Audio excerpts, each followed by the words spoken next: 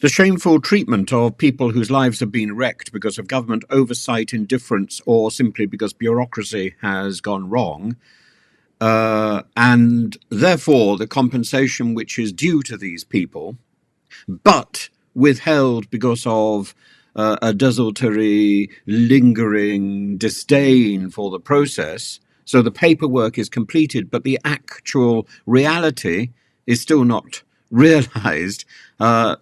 The Prime Minister's questions today began with a reference to, with a really valuable reference to Hillsborough, but it's not the only example where the victims have been left waiting. The same thing is now true of those people who received contaminated blood and their families. The same thing is true of Windrush, where people practically have to get on their knees and beg for the compensation that has been promised. It is shocking. Anyway, I think it's worth listening to the whole of the first part of the Prime Minister's questions, and I can warn you that Rishi Sunak is on better form than he was last week, but Keir Starmer is still very good. And listen for the point where Rishi Sunak claims that Keir Starmer asked a question about legal migration, which he didn't, as far as I can make out. Rishi Sunak is still answering questions that he wasn't asked and not answering questions that he was asked. He really needs to get to grips with the concept of Prime Minister's questions. Prime Minister's questions should prompt Prime Minister's answers. It's not the other way around. Prime Minister's answers to questions which may or may not be advanced. There is a clear formula here. It's called Prime Minister's questions for a reason, because these questions are pitched, and it's those questions that should be answered, not ones that the Prime Minister's wishes had been asked. And I'm also I was very impressed by the way that Keir Starmer has now started to brand the Rwanda scheme a gimmick, and Sunak has now confirmed that the Labour Party would repeal the Rwanda legislation as soon as they got into power. That is satisfying. I would like to hear that confirmed by Starmer with some sort of roadmap about when that's going to happen. But it is satisfying to hear that pernicious legislation will not last for long, even if it gets through. But I wonder whether or not it will get through, and I wonder, even if it gets through, whether it will be efficacious. Let's listen to Prime Minister's questions. Thank you, Madam Deputy Speaker. Question number one. Madam Deputy Speaker, can I welcome you to your place, and I know the whole House will wish the Speaker a speedy recovery. And before I answer my honourable friend's question, I know the whole House will also want to join me in offering our condolences to the family and friends of Alistair Darling, Glenys Kinnock and Lord James Douglas Hamilton. They made each an enormous contribution to public life and will be deeply missed. Madam Deputy Speaker, the Hillsborough families have suffered multiple injustices. The loss of 97 lives, the blaming of the fans, and the unforgivable institutional defensiveness by public bodies. I'm profoundly sorry for what they have been through. Today, the government has published its response to Bishop James Jones's report to ensure the pain and the suffering of the Hillsborough families is not repeated. I'm immensely grateful they have shared their experiences. I hope to meet them in the new year, and the Justice Secretary will be making an oral statement after PMQs. Turning to my honourable friend's question, the government is continuing to work closely with the Mayor of the West Midlands to fully develop his plans to deliver growth. Sir Michael Fabricant. Well, firstly, may I join the Prime Minister in his comments about the Hillsborough families. It's thanks to Margaret Thatcher and her robust treatment of militant trade unions in the West Midlands, her contribution of £10 billion at today's prices to the motor industry in the West Midlands, that iconic names like Jaguar and Land Rover still exist. So does the Prime Minister share my boundless joy that on the road to Damascus, and in recognition of her great heritage and all that she achieved,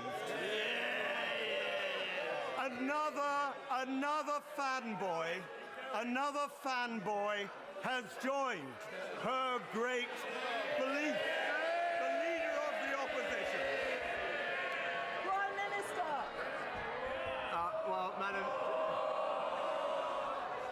Madam Deputy Speaker, the Right Honourable Gentleman is a fantastic champion of his area, and because of the pro-business policies of this government, I'm delighted to see the billions of pounds of investment by JLR in their move towards electrification in the region. But he is absolutely right.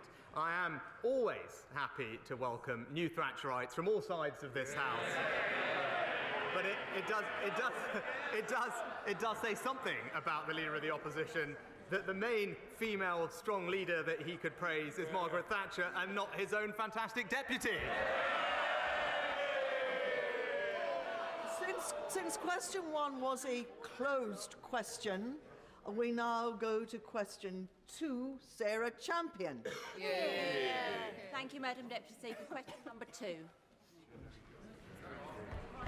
Madam Deputy Speaker, this morning I had meetings with ministerial colleagues and others. In addition to my duties in this House, I shall have further such meetings later today. Sarah Champion. Thank you, Madam Deputy Speaker. The government is set to close the Household Support Scheme in March, cutting off crucial free meals for 12,000 Rotherham's children in the lowest income families. With the government's cost of living crisis in full swing and energy prices about to increase again, how does the Prime Minister justify taking food from the mouths of my poorest children? Madam Deputy Speaker, what we are doing is ensuring that no child should grow up in poverty, and that's why not only this year we've provided considerable cost of living support worth over £3,000 to a typical household, more support this winter for pensioners, a record increase in the national living wage, and a full indexation and uplifting of welfare for the next financial year. But when it comes to children and food, Madam Deputy Speaker, not only do we fund the free school meals for almost 2 million children, we also introduced the Holiday Activity and Food Programme, which provides not just food but enriching activities to deprived children up and down the entire country, including in her local authority. Caroline Ansell. If there is one place where everyone should feel safe, it's in their own home. But the reality is that for some of the most vulnerable people, home is precisely where they can be most at risk. Terrorised by criminals who target them, move in, take control, and set up a base camp from where they sell drugs or facilitate prostitution in a horrendous form of exploitation known as cuckooing. It has happened in Eastbourne, and it is happening across the country. It is not an offence, but it should be, and wasn't cited in the Criminal Justice Bill debated last week. So can I ask my right honourable friend and the Home Secretary if they would meet with me and concerned colleagues to further discuss the issue? Prime I agree with my honourable friend that cuckooing is an abhorrent practice that does often prey on the most vulnerable in society. As part of the government's antisocial behaviour action plan, the Home Office engaged with relevant stakeholders about whether a new criminal offence was necessary. The results of that engagement demonstrated that there are a range of existing powers that can be used to disrupt this activity, but of course I'll ensure that the relevant minister meets with her and updates on the work we are doing to share effective practice to tackle this abhorrent problem. Leader of the Opposition, Sir Keir Starmer. Thank you, Madam Deputy Speaker, and it's very good to see you in your place, and we wish the Speaker a speedy recovery. This week we lost 2 giants of the Labour family, and I thank the Prime Minister for his comments. Alistair Darling was a man of unassuming intelligence, warmth and kindness. He brought a calm expertise and, in private, a cutting wit, and devoted his love of his family was ever present. Our thoughts are with Maggie, his wife, Callum, Anna, who he loved so dearly. Glenys Kinnock was a passionate campaigner for social justice who changed lives home and abroad. She was a loving and supportive partner and mother, and her death is a huge loss to all of us. We are thinking of Neil, of Stephen, Rachel, and of all the family. Can I also echo the Prime Minister's comments in relation to Lord Douglas Hamilton and in relation to the Hillsborough families. They deserve justice. In a previous capacity, I worked with the families. They waited a very, very long time for the findings, thanks to people in this House, and they've waited a long time for this response, but I'm glad it is now coming. Madam Deputy Speaker, if the purpose of the Rwanda gimmick was to solve a political headache of the Tories' own making, to get people out of the country who they simply couldn't deal with, then it's been a resounding success. After all, they've managed to send 3 Home Secretaries there, an achievement for which the whole country can be grateful. So, apart from members of his own cabinet, how many people has the Prime Minister sent to Rwanda?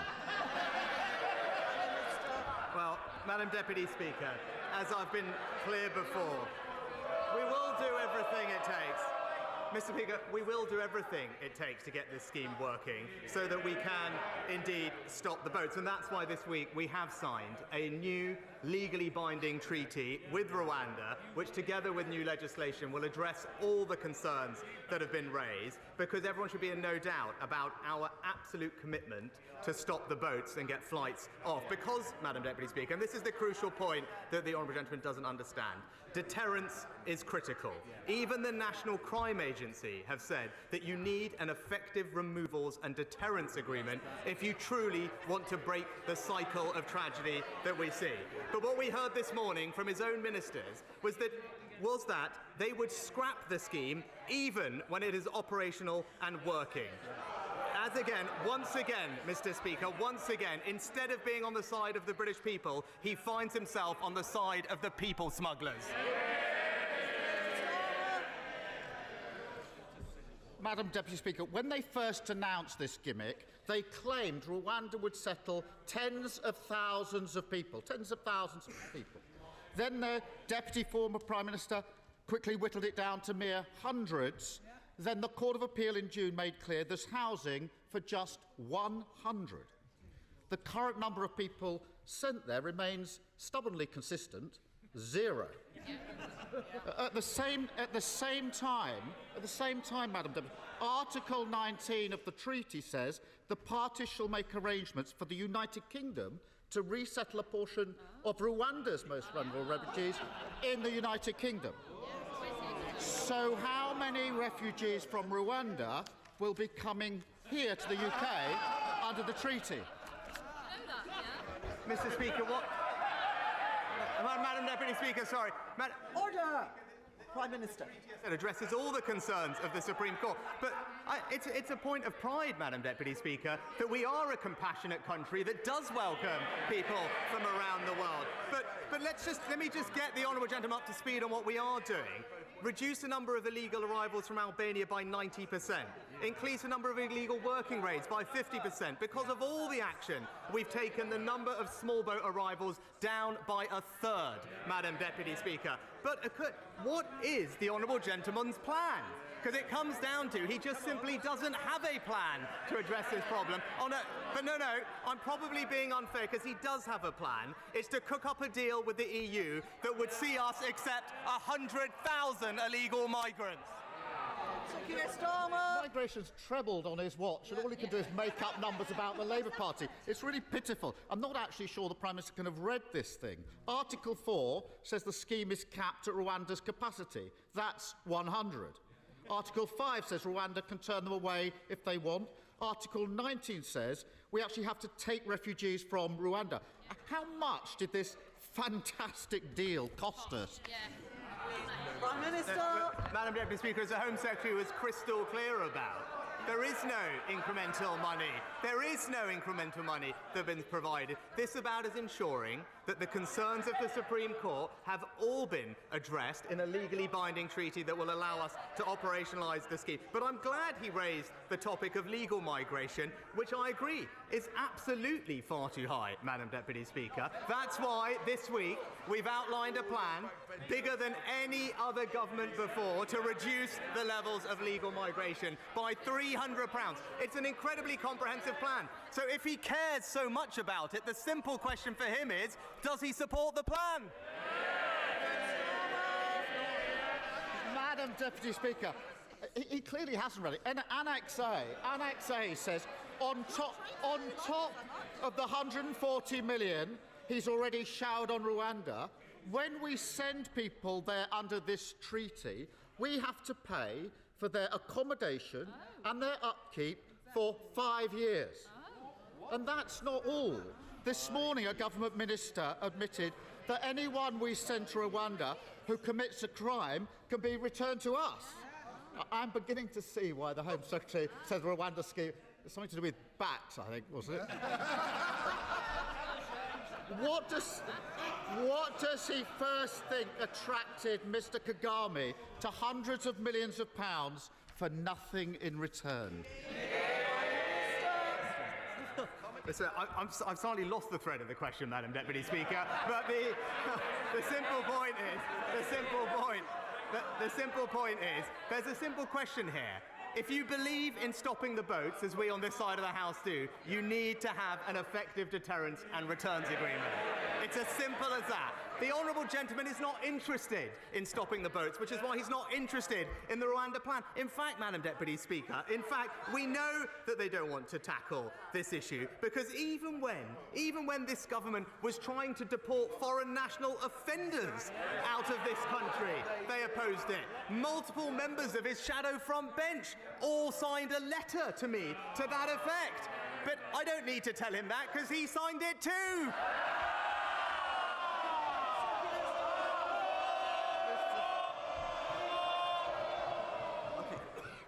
Okay, that's enough. Sir Keir Starmer. Madam Deputy Speaker, I would say that this treaty's got more holes in than a Swiss cheese, but I don't want to wind up the Prime Minister by talking about a European country again. Madam Deputy Speaker, you have to give credit to the Rwandan government. They saw this Prime Minister coming a mile off. You can only imagine their delight, their sheer disbelief, when having already banked £140 million of British taxpayer money without housing a single asylum seeker, the Prime Minister appears again with another offer they can't refuse. A gimmick that will send taxpayers' money to Rwanda, refugees from Rwanda to Britain, and won't stop the boats. It was mentioned of Margaret Thatcher earlier. How, Madam Deputy Speaker,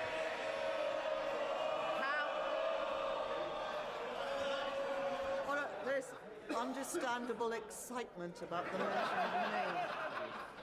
But the House must listen to the Leader of the Opposition, Sir Keir Starmer.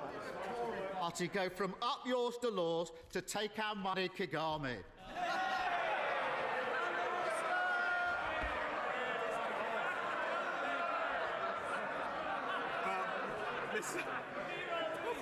Mr. Speaker. Madam Deputy Speaker, when it comes to this European thing and Margaret Thatcher, this is the week that the Shadow Foreign Secretary, I think, didn't rule out rejoining the European Union. He can role-play Margaret Thatcher all he wants, but when it comes to Europe, his answer's the same. Yes, yes, yes!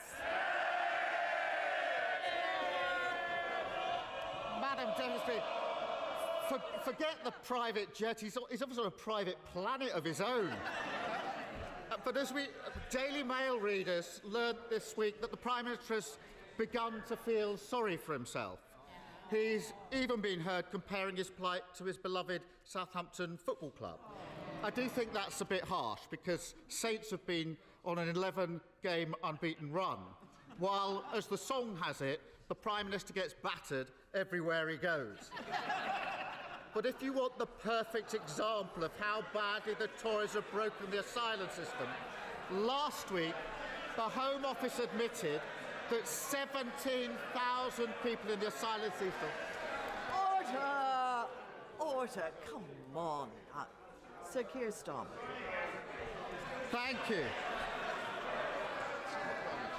If you want the perfect example of how badly they've broken the asylum system, Madam Deputy Speaker, last week the Home Office admitted that 17,000 people in the asylum system have disappeared.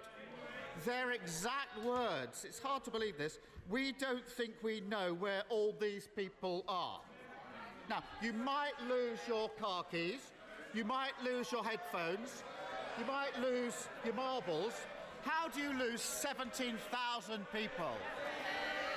Prime Minister! Well, Madam Deputy Speaker, I mean, on the topic of football teams, he used to describe this Rwanda policy as immoral, and yet his football team has a Visit Rwanda badge on the side of them.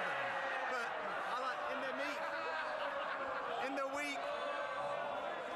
in the week when he made his big economy speech, we're still waiting to hear how he's going to borrow £28 billion and still cut taxes and reduce debt. It's same old thing. The sums don't add up. But while they're struggling with their calculator, we're getting on and delivering. A new treaty with Rwanda, the toughest measures to cut legal migration, our schools marching up the tables, and tax cuts for millions, Madam Deputy Speaker. So whether it's controlling our borders or lowering our taxes, just like the Saints, the Conservatives are marching on.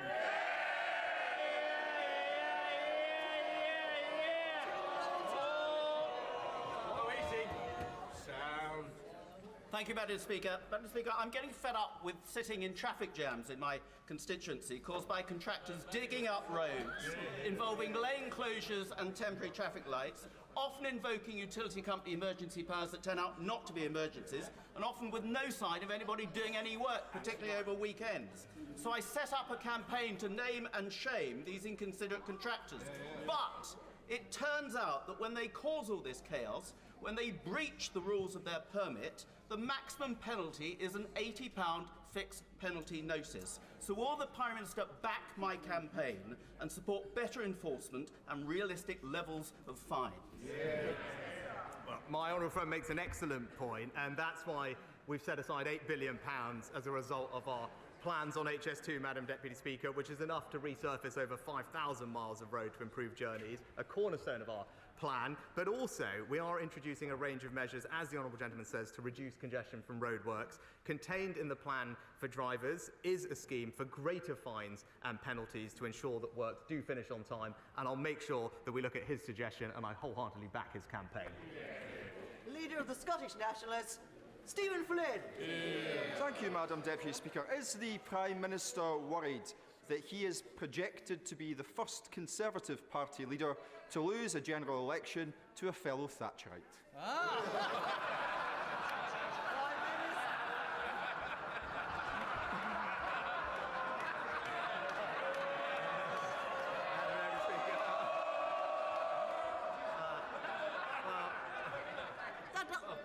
We really must hear the Prime Minister, and we've got a lot of questions to get through. It's not the Prime Minister's opponents who are giving him trouble. Prime Minister. Madam Deputy Speaker, I say to the Honourable Gentleman, Margaret Thatcher's view was cut inflation, then cut taxes, and then win an election, and that's very much my plan. Of course, Madam Deputy Speaker, it's not just in relation to Margaret Thatcher where the Tory and Labour leader appear to agree. The same is true of the government's latest migration policies. Now, for those of us on these benches, we aren't afraid to say that we believe migration is a good thing. It enriches our communities, it enriches our economy, it enriches our universities, our schools, our health service, and of course, our care sector. So in that regard, can I ask the Prime Minister, why does he think it is acceptable to ask people to come to these shores to care for our family members, whilst we show complete disregard for theirs? What has become of this place? Well, Madam Speaker, it's completely wrong. No, as we've already said, we have a proud track record of welcoming those who are most vulnerable around the world. Over 500,000 over the past few years, from Syria, Afghanistan, Ukraine, Hong Kong, and elsewhere, and that's what this country will always do. But at the same time, when it comes to economic migration and other forms, it's absolutely right that we take strong action to curb the levels that we have seen, because they are simply far too high and place unsustainable pressure on our public services. And Madam Speaker, I make no apology for saying that, or indeed saying that it is important that those who come here contribute to our public services. I'm so pleased that Stephen Flynn makes the point that the SNP, that Scotland welcomes refugees. I would like to see Scotland now take more refugees. I remember the images of Humza Yousaf standing with a placard saying refugees welcome. he needs to follow up on this and make good on the promise. And it is satisfying to hear at least one part of the United Kingdom speaking with care about the treatment of the carers that we have imported into this country and their families. If we expect somebody to care for us, we should care for them. Stephen Flynn is absolutely right.